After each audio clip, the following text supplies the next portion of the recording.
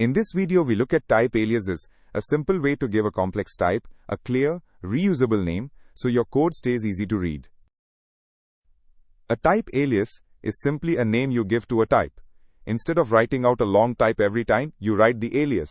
It makes your code much easier to understand at a glance. Think of a type alias like a nickname. The full type is still there under the hood, but you give it a short, friendly name so you do not have to write the whole thing every time. We start by importing type alias from the typing module. Then on line 3 we write vector equals list of float. That single line creates our alias.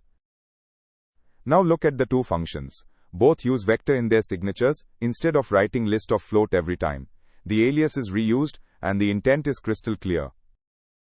Finally, we call both functions with real values and print the results. The alias did not change how the code runs, it only made the signatures easier to read.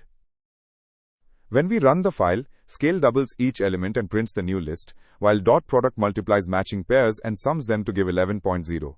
The alias did its job silently.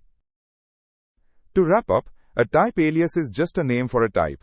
Define it once, use it everywhere, and your code will be much easier for anyone, including future you, to read.